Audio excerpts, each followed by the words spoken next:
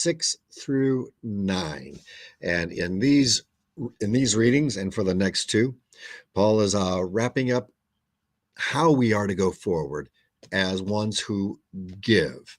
Now, when he gets to chapter 10, he then is going to defend his ministry, especially against those false prophets, knowing that he is sending these others that are there, and Titus, and possibly Luke, and others are there for the giving, but for the gospel message as well, to share the grace that God has given to us.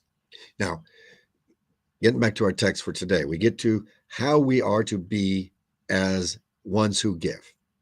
Verse 6, the point is this: whoever sows sparingly will also reap sparingly. Whoever sows bountifully will also reap bountifully. Now, here you kind of have a saying that would be kind of a colloquialism. And yet in this saying, he's applying it to the church, and most readily to the gospel message, to the word of the Lord. So a farmer goes out, and if he goes out and puts just the bare minimum that he thinks might come up, it will not be as bountiful. It will be sparing. If he goes out and puts out as much and prepares, and knowing that some will not work, that is the way it is. But if he goes out and he does this bountifully, then the harvest comes bountifully. The point being this: when we go forward with the word of the Lord, we bring the word everywhere,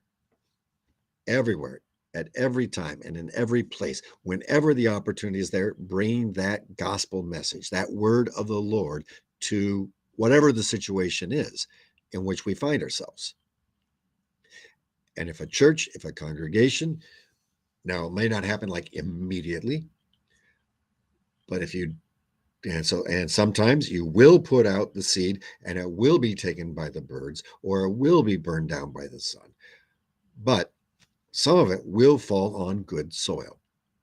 And in that method, praise be to the Lord. When you sow, knowing some won't, knowing that some will. And so we sow lots out there, that the harvest might be bountiful. It might not be as bountiful as we would want. Nevertheless, if we don't bring it out, it will not be bountiful. If we do, it might certainly be incredibly bountiful as the word of the Lord comes, grows, and makes that happen. And so it behooves us to bring that seed everywhere where it might be. Now, verse 7, each one must give as he has decided in his heart, not reluctantly or under compulsion. In other words, thinking ahead of time, Lord, this is where things are. This is how I am able to give, and giving of that first to the Lord. So thinking before it happens. So thinking when a paycheck comes in, before the paycheck comes in, of what comes in, what am I going to give over to the Lord to start? Knowing the rest will take care of itself.